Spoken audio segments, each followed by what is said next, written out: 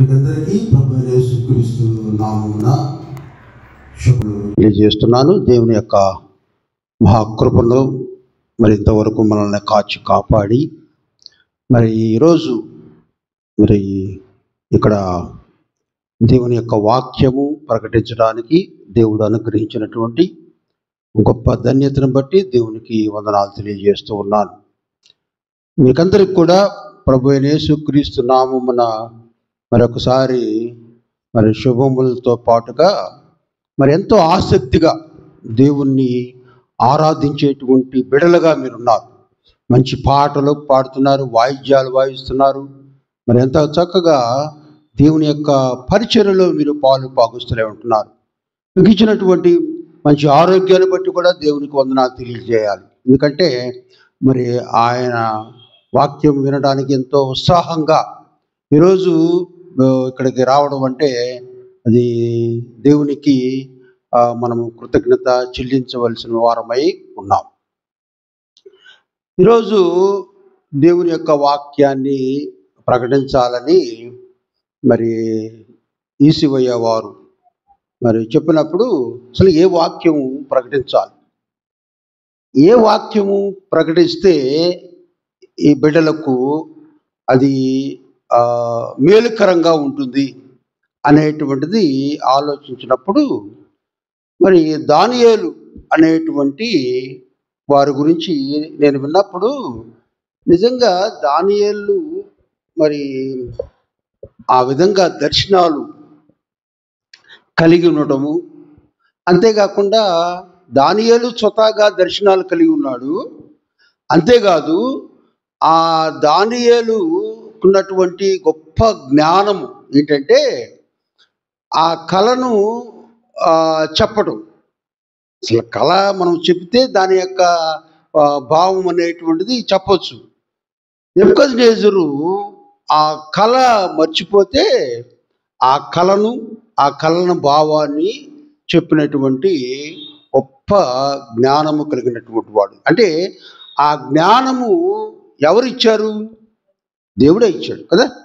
దేవుడి ద్వారానే ఆ జ్ఞానాన్ని ఆయన పొందున్నాడు.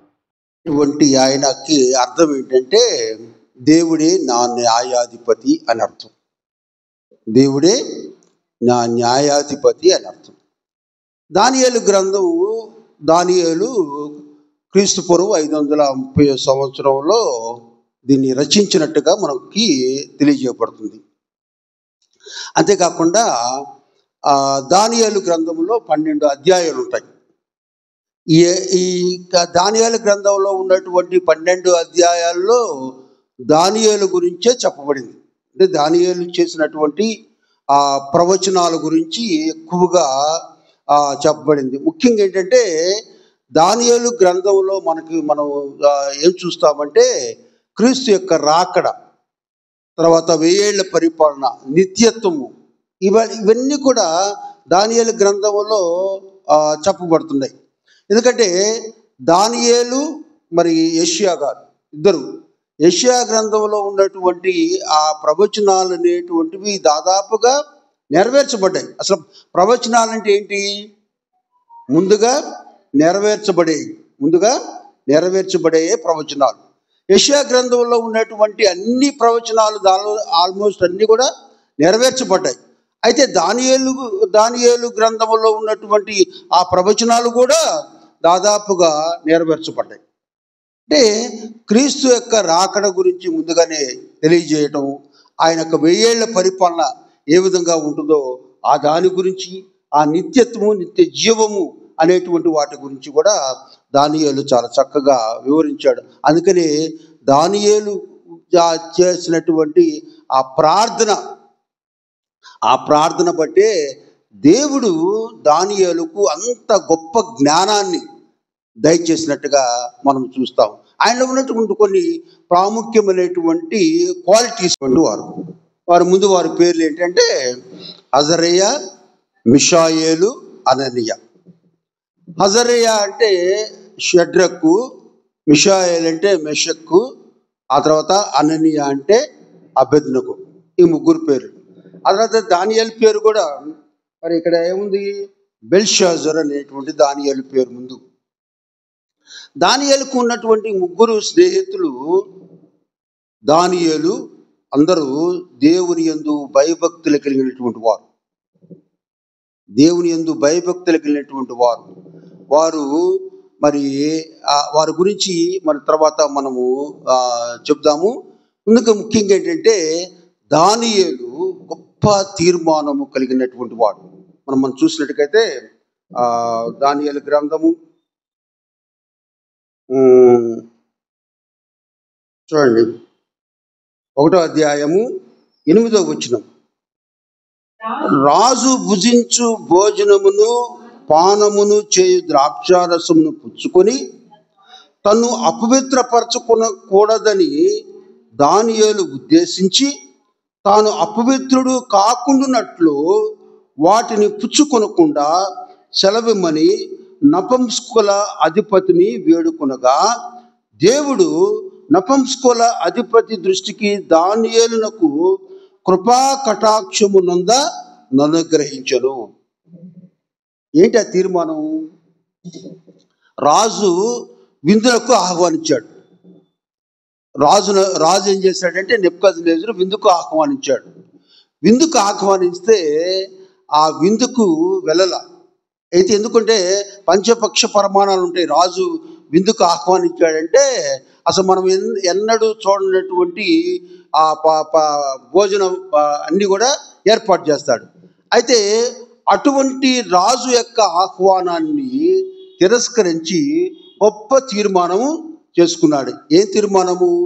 ఆ రాజు ఇచ్చినటువంటి ఆ భోజన పానములను పుచ్చుకొనకూడదు. దేవుని దృష్టికి యథార్థవంతుడిగా ఉండడానికి ఇష్టపడి ఆ రాజు యొక్క ఆజ్ఞను శిరసావహించాడు. రాజు ఆజ్ఞను వ్యతిరేకించి ఆ భోజన పానములను పుచ్చుకొనకుండా దేవుని దృష్టికి యథార్థవంతుడుగా ఉండడానికే గొప్ప తీర్మానము చేసుకున్నాడు కదా. కానీ మనమైతే ఎవరైనా ఆహ్వానం చేస్తే ఖచ్చితంగా వెళ్తాము. అక్కడ ఏది ఉన్నా కానీ అవి వాళ్ళు ఏమన్నా అనుకుంటారేమోనని ఆలోచించి మనం ఏం చేస్తామంటే పుచ్చుకుంటాం. కానీ దానియేలు ఎంత గొప్ప మరి తీర్మానం చేసుకున్నాడంటే తాను అపవిత్రుడు కాకుండానట్లు వాటిని పుచ్చుకునకుండా సెలవిమ్మని నపుంసకుల అధిపతిని వేడుకున్నాడు. చూడండి, నపుంసకుల అధిపతిని వేడుకున్నాడు. ఎందుకంటే తాను అపవిత్రుడు కాకుండానట్లు అతని పవిత్రమైనటువంటి హృదయం, పవిత్రమైనటువంటి ప్రవర్తన అనేటువంటిది ఉండడానికి ఆయన ఇష్టపడ్డాడు. అందువల్ల దానియేలు గొప్ప తీర్మానమును చేసుకున్నాడు. ఇప్పుడు మనం చూసినప్పుడు ఈ బబులోను రాజు అనేటువంటి నెబుకద్నెజరు, ఆ తర్వాత కల్దీల రాజు అనేటువంటి బెల్షాజరు, మరి మాల్దీల రాజు అనేటువంటి దర్యావేషు, ఆ తర్వాత మనకి యోధా రాజు అనేటువంటి కోరేషు, వీళ్ళు నలుగురు ఈ యొక్క దానియేలు గ్రంథంలో మనకు కనిపిస్తారు. నెబుకద్నెజరు గురించి మనము చెప్పుకోవాలి. ఎందుకంటే నెబుకద్నెజరు బబులోను రాజుగా ఉన్నప్పుడు ఆయనకి ఒక కల వచ్చింది. ఆ కళ వచ్చినప్పుడు ఆ కళ మర్చిపోయాడు. ఆ కళ తెలియదు. అసలు దాని గురించి కొద్ది కలవరపడుతున్నాడు. అసలు ఏంటి ఆ కళ? అంత భయంకరమైనటువంటి ఆ కళ రావడం అనేటువంటి దాని గురించి ఆయన చాలా కలవరపడుతున్నాడు. ఆ కలవరపడుతున్నప్పుడు మరి అక్కడ ఉన్నటువంటి ఆ బబులోను రాజ్యంలో ఉన్నటువంటి ఆ శకుని గాండ్రను, తర్వాత గారడి విద్యను, తర్వాత సోది గాండ్రను అందరిని పిలిచాడు. వాళ్ళందరిని పిలిచి నేను ఒక కళ కన్నాను, ఆ కళను చెప్పాలి, ఆ కళ భావాన్ని కూడా చెప్పాలి, లేకపోతే మిమ్మల్ని చంపేస్తాను అనేటువంటి విషయాన్ని ప్రకటించాడు. కళ చెప్పాలి, కళ భావాన్ని చెప్పాలి అనేటువంటి విషయాన్ని చెప్పినప్పుడు ఆ సోది గాండ్ర కానీ, శకున గాండ్ర కానీ, గారడి విద్య అనేటువంటి మాంత్రికులు కానీ ఎవ్వరు చెప్పలేకపోయారు. చెప్పలేనప్పుడు అప్పుడు దానియేలు వచ్చి ఆ కళభావాన్ని ఆ కళభావాన్ని వివరిస్తారు. అది చాలా విచిత్రమైనటువంటి మరి ఆ కళ ఏదంటే ఒక పెద్ద విగ్రహం. ఇప్పుడు చూడండి, దానియేలు గ్రంథము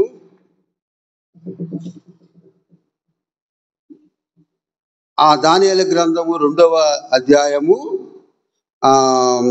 31వ వచనం నుండి మనము చూసినప్పుడు నెబుకద్నెజరుకు వచ్చినటువంటి ఆ కళ ఏంటి, ఆ కళ యొక్క భావం ఏంటి అనేటువంటి దాని గురించి దానియేలు ఏ విధంగా వివరించాడో మరి ఇక్కడ మనకి తెలుస్తుంది. అక్కడ ఏంటంటే రాజా తాము చూచుచుండగా బ్రహ్మాండముగు ఒక కనపడెను కదా, ఈ గొప్ప ప్రతిమ మహాప్రకాశమును భయంకరమునైన రూపము గలదై తమరి ఎదుట నిలిచెను. భయంకరమైనటువంటి ప్రతిమ. ఆ ప్రతిమ యొక్క శిరస్సు మేలిమి బంగారమైనదియు, దాని రొమ్మును భుజములను వెండివియు, దాని ఉదరం అంటే పొట్ట, తొడలను ఇత్తడివియు, దాని మోకాళ్ళు ఇనపవియు, దాని పాదములలో ఒక భాగము ఇనపదియు, ఒక భాగము మట్టిదై ఉండను. చాలా విచిత్రమైనటువంటి విగ్రహం. ఆ విగ్రహము శిరస్సు ఏమో బంగారంతో ఉంది. ఈ ఛాతి ఈ భాగం వెండి, ఆ తర్వాత ఉదరము ఈ పొట్ట నుంచి ఇక్కడ వరకు ఇత్తడి, ఆ తర్వాత కింద కాళ్ళు ఒకటేమో ఇనపు ఒకటేమో మట్టి. చూడండి, వేళ్ళు మట్టి మరి ఇనుపు. అసలు విచిత్రమైనటువంటి లవణాలతో ఈ ఉన్నటువంటి ఒక ప్రతిమ అనేటువంటి దాన్ని రాజు చూశాడు, అది మర్చిపోయాడు. ఆ రాజు చూసిన ఆ కళను దానియేలు వివరించి అది చాలా చక్కగా ఈ వీటి గురించి ఇక్కడ మనకి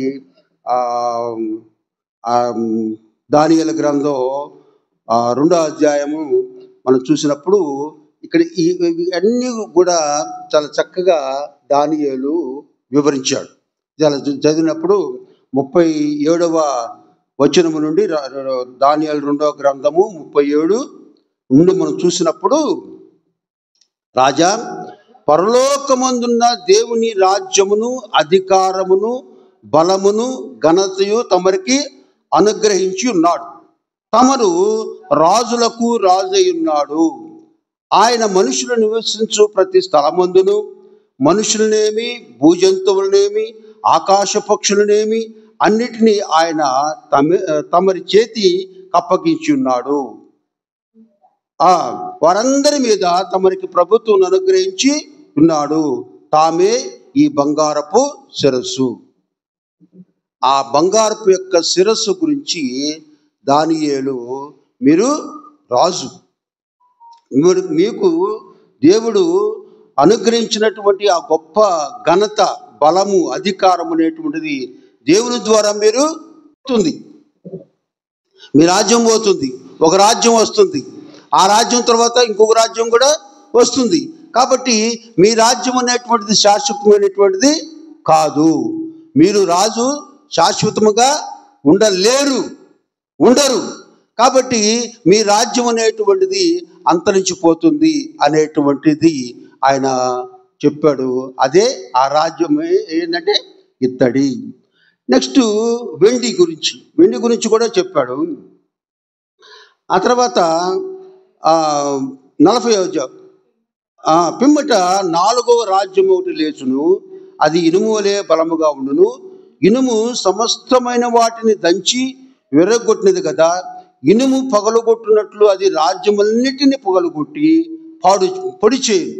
పాదములు వ్రేలును కొంత మట్టుకు కుమ్మరి మట్టిదిగాను కొంత మట్టునకు ఇనుపదిగా ఉన్నట్టు తమరికి కనపడును. కనుక ఆ రాజ్యములో భేదములు. అంటే ఆ ఇనుము మట్టి గురించి ఆయన చెప్పేటప్పుడు, మీ రాజ్యంలో మరి భేదాలు ఉంటాయి, మనుషుల మధ్య మరి మనస్పర్ధలు, విభేదాలు మరి ఏర్పడతాయి, కలహాలు ఏర్పడతాయి, పగలు ఏర్పడతాయి, ఒకరి మీద ఒకరు మరి దాడి చేసుకుంటారు, మరి ఒకరిలో ఒకరు పగ అనేటువంటి ఏర్పడుతుంది.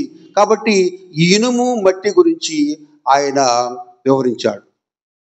అప్పుడు ఈ 44వ అధ్యాయం 44వ వచనంలో చూసినప్పుడు ఆ రాజుల కాలములలో పరలోకమందున్న దేవుడు పగలగొడుతుంది.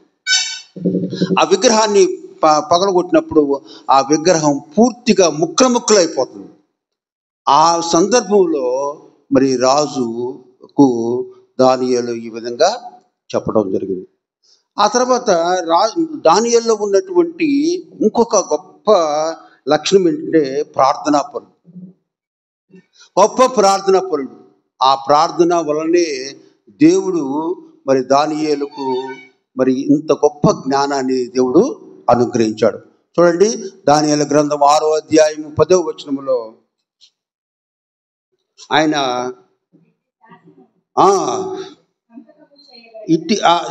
ఆ శాసనం ఏంటంటే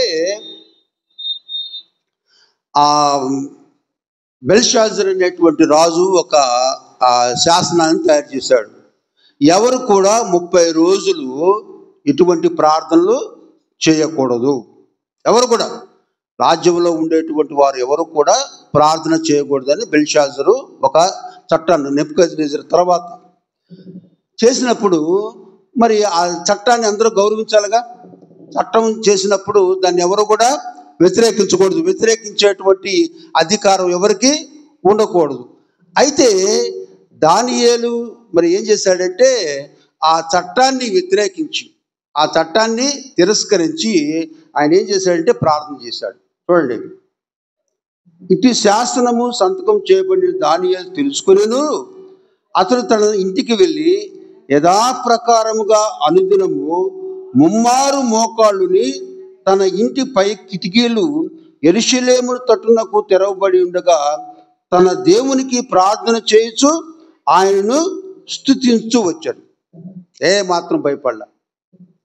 ఆ ప్రార్థన విషయంలో దానియేలు ఏమాత్రము భయపడకుండా 3 దేవుని స్తుతించాడు.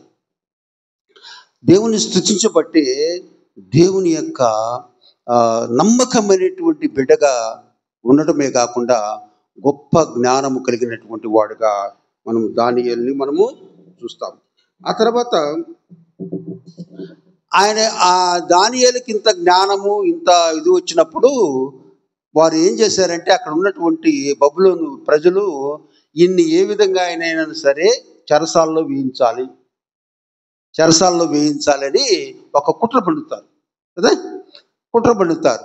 అయితే దానియేలు ఏ నేరం చేయలే, మారు ప్రార్థన చేసేవాడు అంతేగాని దానియేలు ఏ నేరం చేయలే. అయితే అక్కడ ఉన్నటువంటి ప్రజలు ఏంటంటే ఈయన ఏ విధంగానైనా సరే చంపాలి, లేకపోతే శిక్షించాలి, లేకపోతే రాజుకి విషయం తెలియజేయాలని రాజు దగ్గరికి వెళ్తారు. వీళ్ళందరూ వెళ్ళి, రాజా మీ యొక్క శాసనాన్ని మరి దానియేలు వ్యతిరేకించాడు, మరి ప్రార్థన చేస్తున్నాడు, మీకు మీ మాటలంటే మీ శాసనం అంటే దానియేలుకి ఏమాత్రం కూడా మరి లెక్కలేదు. కాబట్టి దానియేలుని ఏ విధంగా నేను సరే శిక్షించాలని పట్టుబట్టినప్పుడు ఏం చేస్తాడంటే దానియేలు సింహాల బోనులో ఆయన్ని వేస్తాడు. వింటాం కానీ అక్కడంట కేవలం మనుషుల్ని చంపడానికే ఉంటాయంట సింహాలు. చాలా ఎక్కువ ఉంటాయంట. ఏదో 4-5 సింహాలు ఉంటాం కాదంట. కేవలం ఏంటంటే ఎవరినైతే ఈ శిక్ష వేస్తారో ఈ శిక్ష వేసినటువంటి మనుషుల్ని ఆ డెన్లో వేస్తారు, గుహలో వేస్తారు. ఆ గుహలో వేసినప్పుడు ఆ మనుషుల్ని అసలుకి ముక్కలుగా అసలు ఎముకనేటువంటిది లేకుండా ఆ సింహాలు తినేస్తాయంట. అంటే అన్ని సింహాలు ఉంటాయంట. కానీ దానియేలు ఆ సింహాల బోన్లో వేసినప్పుడు సింహాలు ఏమీ చేయలేకపోయింది కదా. చేయలేక మరి సింహాల బోన్లో ఉన్నటువంటి ఆ దానియేలు ప్రార్థన చేస్తే ఆ ప్రార్థనలో ఏకీభవించినట్టుగా కొంతమంది చెబుతూ ఉన్నారు. అంటే సింహాలు ఏంటి, దానియేలుని ఏమీ చేయలేకపోవడం ఏంటి? అసలు కేవలం ఆ సింహాలు ఉన్నది ఈ మనుషులు ఎవరైతే ఆ శిక్షకు లోనవుతారో వాళ్ళని చంపడానికే ఆ సింహాలు ఉంటాయంట. అలాంటి భయంకరమైనటువంటి ఆ సింహాలు ఆ గుహలో దానియేలును బంధించినప్పుడు ఎందుకు దానియేలుని ఏమి చేయలేకపోయినాయి అంటే దేవుని యొక్క కృప. కదా. ఆ దేవుడు ఎప్పుడైతే ఆ గుహలో దానియేలు ప్రార్థించాడో దేవుడు దానియేలు యొక్క ప్రార్థన ఆలకించి ఏమీ చేయలేకపోయింది. ఆ తర్వాత పాపం ఆ బెల్షాజరు రాజు దానియేలుని మరి కాపాడాలని ప్రయత్నం చేశాడు.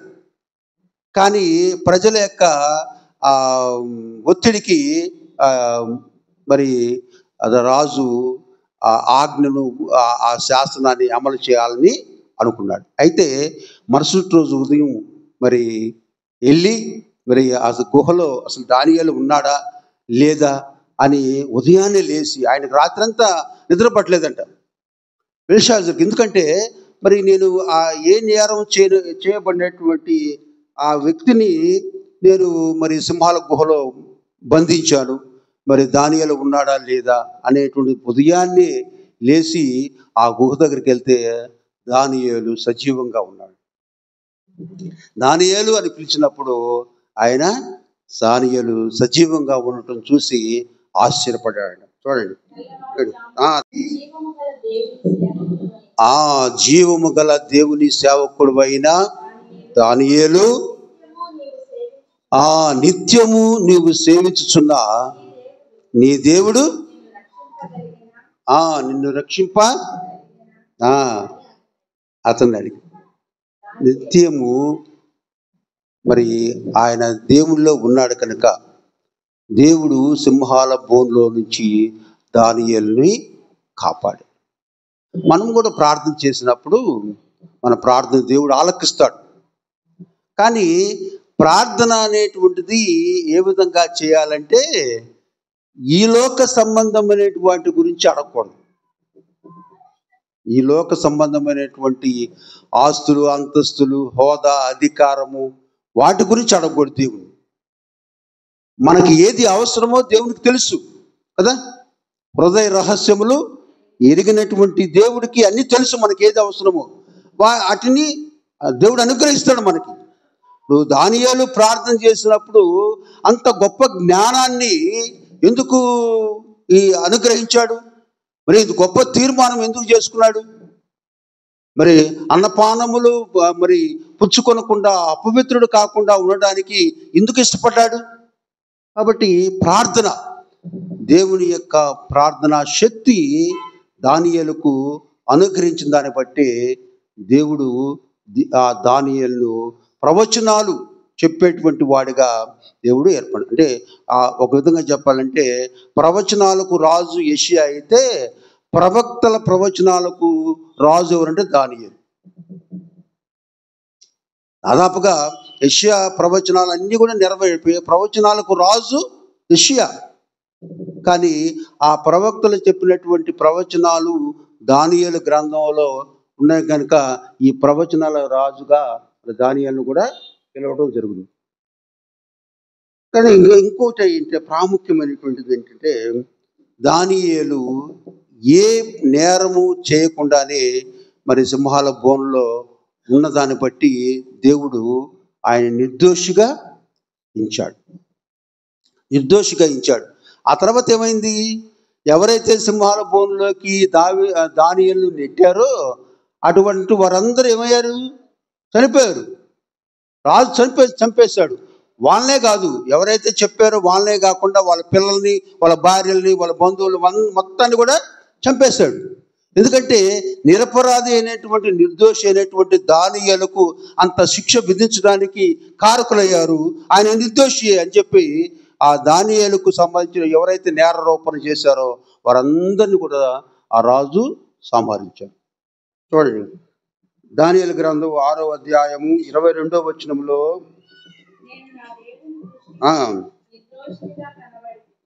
నేను నా దేవుని దృష్టికి నిర్దోషిగా కనబడుతుంది కనుక ఆయన తన దూత నంపించి భక్తి గలవాడు. 6వ అధ్యాయం దాని కిందనే ఉంటుంది 23వ వచనములో రాజు ఇందును గూర్చి అతి సాధనాపరుడు, భక్తి కలిగినటువంటి వాడు కనుక దానియేలుకు ఏ అపాయము, ఏ ప్రమాదము జరగలేదు.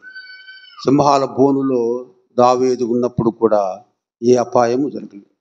ఆ తర్వాత వాళ్ళ స్నేహితులు ఉన్నారు, షడ్రక్ మెషక్ అబేద్నెగోలు వాళ్ళు చేసింది ఏంటి నేరం?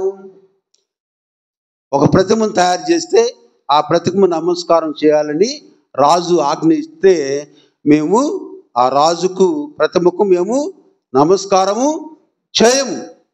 ఖచ్చితంగా చెప్పాడు, మా దేవుడైనటువంటి యెహోవానే మేము సేవిస్తాం, ఈ ప్రతిమకు మేము నమస్కారం చేయమని చెప్పినప్పుడు ఆ రాజు ఆజ్ఞను వ్యతిరేకించాడని వాళ్ళు ఏం చేస్తారంటే ఆ అగ్నికి బాగా మండినటువంటి అగ్నికుండంలో ఆ ముగ్గురిని వేయించాడు. కానీ వేయించినప్పుడు ఆ సెగ కంటే అక్కడ ఉండే వాళ్ళే మాడి మసైపోతారంట. ఆ సెగ అంటే 7 రెట్లు ఎక్కువ వేడిని, ఉన్నటువంటి వేడి కంటే కూడా 7 రెట్లు అధికంగా వేడి పుట్టించేటువంటి ఆ అగ్నిగుండంలో మరి షడ్రక్ మెషక్ అబేద్నెగోలను వేసినప్పుడు వారు అసలు వాళ్ళ వెంట్రుకు కూడా కాలినటువంటి వాసన కూడా రాలేదండి. ఏ విధంగా ఉన్నారో ఆ విధంగానే వారు బయటకు వచ్చారు. అక్కడ ఎవరు కాపాడారు? దేవుడే కాపాడాడు. ఎందుకంటే వాళ్ళు తీసుకున్నటువంటి నిర్ణయం, మేము ఆ ప్రతిభకు నమస్కారం చేయము, మా దేవుడైనటువంటి యెహోవానే మేము సేవిస్తాం అని ఎప్పుడైతే వాళ్ళు అంత గట్టి తీర్మానము చేసుకున్నారో వాళ్ళు అగ్ని గుండంలో పడవేసబడినప్పుడు కూడా వారు ఏమీ కాలేదు. రాజు మరి ఆశ్చర్యపడ్డారు. అక్కడ ముగ్గురు వేస్తే 4 కనిపిస్తున్నారని వాళ్ళు చెప్పినప్పుడు రాజు ఆశ్చర్యపడ్డాడు. దేవుడే వాళ్ళకు మరి వాళ్ళ దగ్గరుండి వాళ్ళ సహవాసంలో ఉన్నదాన్ని బట్టి దేవుడు మరి షడ్రక్ మెషక్ అబేద్నెగోలను కాపాడాడు. కాబట్టి మనము ప్రార్థనా జీవితాన్ని మనం కలిగి ఉంటే డెఫినెట్గా దేవుడు మన పట్ల గొప్ప కార్యాలను ఆయన చేస్తాడు. ఎందుకంటే ఈ దానియేలు గురించి ఈ ప్రవచన హెరోడోటస్ అనేటువంటి ఒక గ్రీకు శాస్త్రవేత్త ఏం చెప్పాడంటే, ఈ దానియేలు గ్రంథంలో 4వ అధ్యాయంలో చూడండి, దానియేలు గ్రంథం 4వ అధ్యాయంలో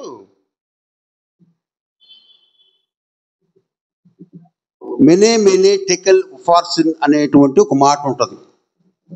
మెనే టెకెల్ ఉఫార్సిన్ అనేటువంటి ఒక మాట ఉంటుంది. ఏంటి ఆ మాట అంటే, బెల్షాజరు నిద్రపోతున్నప్పుడు ఒక చేతితో ఒక గోడ మీద ఒక రాయబడుతుంది. ఆ రాయబడినటువంటి ఆ మాట బెల్షాజరుకు తెలియదు. అసలు ఏమి రాయబడింది, అసలు ఎవరు రాశారు, ఆ రాయబడినటువంటి దానికి అర్థం ఏంటి అనేటువంటి విషయం తెలియనప్పుడు ఆయన చాలా కలవరపడుతున్నాడు. అసలు ఏంటి ఈ పరిస్థితి, దాని అర్థం అసలు రాసినటువంటి దానికి అది ఏమి రాశారు అనేటువంటి దాని మీద కలవరపడితే అక్కడ మెనే టెకెల్ 5వ అధ్యాయం 22 చేసిన అద్భుతములను సూచిక్రియలను మీకు తెలియచేటకు నాకు మనసు కలిగెను. ఆయన సూచిక్రియలు ఎంతో బ్రహ్మాండమైనవి, ఆయన అద్భుతములు ఎంతో ఘనమైనవి, ఆయన రాజ్యము శాశ్వత రాజ్యము, ఆయన ఆధిపత్యము తరతరములు నిలుచుదని ఒక సాక్ష్యము చెప్పడం జరిగింది. ఆ తర్వాత ఈ మెనే టెకెల్ ఉఫార్సిన్ అనేటువంటి దానికి కూడా ఈ అర్థం అనేటువంటిది 5వ అధ్యాయము 24 నుండి మనము చూసినప్పుడు, కావున ఆయన ఎదుటి ఈ ఒక అరచేయి వచ్చి ఈ వ్రాతను వ్రాసిన గోడ మీద ఒక వ్రాతను వ్రాయడం అనేటువంటిది జరిగింది. ఆ రాత యొక్క ఏం రాయబడిందంటే మెనే టెకెల్ ఉఫార్సిన్ అనేటువంటిది రాసినప్పుడు ఆ వాక్య భావాన్ని గురించి దేవుడు మరి దానియేలుకు మరి తెలియజేయడం జరిగింది. చూడండి, మెనే అనగా దేవుడు నీ ప్రభుత్వ విషయంలో లెక్క చూచి దానిని ముగించదు. టెకేల్ అనగా ఆయన నిన్ను త్రాసులో తూచగా నువ్వు తక్కువగా కనపడుతుంది.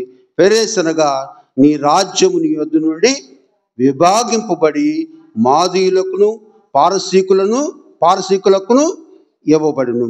అప్పుడు బెల్షాజరు ఆజ్ఞగా వారు దానియేలునకు ఊదారంగు వస్త్రము తొడిగించి అతని మెడను బంగారపు హారం వేసి ప్రభుత్వము చేతిలో అతడు 3వ అధికారినిగా చాటించారు. దేవుడు మరి ఆ చెప్పినటువంటి ఆ వాక్య భావాన్ని తెలియజేసినప్పుడు మరి బెల్షాజర్ అనేటువంటి రాజు మరి సన్మానించాడు. సన్మానించడమే కాదు, ఆయన్ని ప్రధానమంత్రిగా నియమించాడు.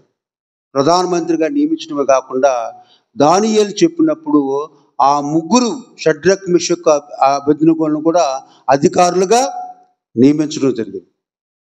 దానియేలు నియమించడం కాదు, దానియేలు చెప్పినటువంటి ఆ ముగ్గురు స్నేహితులను కూడా మరి రాజు అధికారులుగా నియమించాడు. కాబట్టి మనము చేసేటువంటి ప్రతి ప్రార్థనలో దేవుని యొక్క కార్యము ఉంటుంది. కాబట్టి ఆయన ఇప్పుడు చాలా టీవీలో కానీ మరి యూట్యూబ్లో కానీ మరి వీటిలో వచ్చేటువంటిది ఏంటంటే రెండవ రాకడ గురించి చాలా విస్తారంగా ప్రచారం జరుగుతుంది. రెండవ రాకడ ఎప్పుడు వస్తుందో తెలియనటువంటి పరిస్థితి అనేటువంటి దానిలో మనం ఉన్నాం.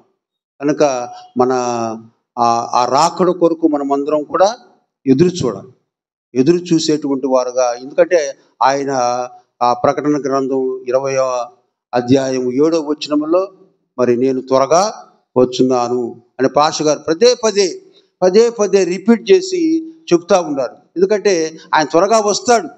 ఎందుకంటే మత్తయి సువార్త 24వ అధ్యాయంలో మనం చూసినప్పుడు యుద్ధములు, యుద్ధ సమాచారములు, ఈ భూకంపాలు, ఈ వరదలు, భయంకరమైనటువంటి వరదలు రావడము, భూకంపాలు రావడం, యుద్ధాలు జరగటం, యుద్ధం ఎప్పుడు జరుగుతుందో తెలియదు, ఎప్పుడు ఆగిపోతుందో తెలియదు, భయంకరమైనటువంటి పరిస్థితులు ఉన్నాయి. బైబిల్లో చెప్పినటువంటివన్నీ కూడా ఇప్పుడు నెరవేరుతున్నాయి. కాబట్టి ఆయన రాకడకు సూచనలుగా ఉన్నాయి కనుక మనము ఆయన రాకడ కొరకు ఎదురు చూసేటువంటి వారముగా మనము ఉండాలి. చివరిగా ఒక పాట పాడాలమ్మా. 723వ కీర్తన పాట. అది యెహోవా నీ నామము ఎంతో బలమైనది, యెహోవా నీ నామం ఎంతో ఘనమైనది, ఆయన నామము ఎంతో బలమైనది. కాబట్టి ఆ పాట నామము ఎంతో బలమైనది, ఎంతో ఘనమైనది, యెహోవా నీ నామము. మోషే ప్రార్థించగా మన్నాను కురిపించితివి, మోషే ప్రార్థించగా మన్నాను కురిపించితివి.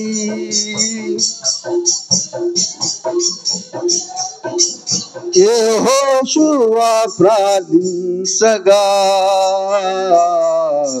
సూర్య చంద్రుల నాపితివి, యెహోషువా ప్రార్థించగా సూర్య చంద్రుల నాపితివి, యెహోవా నీ నామము సింహాల బోనుకైనా సంతోషముగా వెళ్ళిరి, సింహాల బోనుకైనా సంతోషముగా వెళ్ళిరి, ప్రార్థించిన వెంటనే రక్షించే నీ హస్తము, ప్రార్థించిన వెంటనే రక్షించే నీ హస్తము, యెహోవా నీ నామము. చెరసాలలో వేసిన సంకెళ్ళు బిగించిన, చెరసాలలో వేసిన సంకెళ్ళు బిగించిన,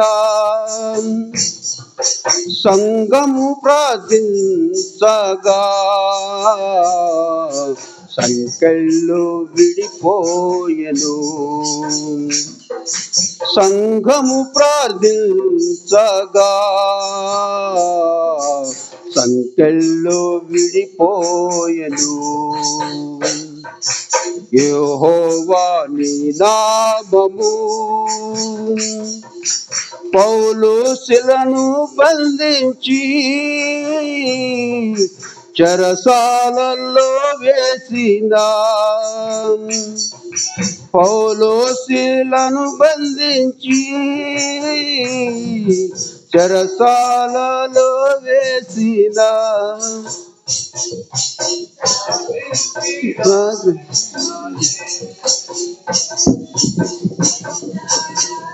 బాధని పాటలతో ప్రార్థించగా చెరసాల బ్రద్దలాయి. యెహోవా నీ నామము ఎంతో బలమైనది, ఎంతో ఘనమైనది. దేవుని స్తోత్రం.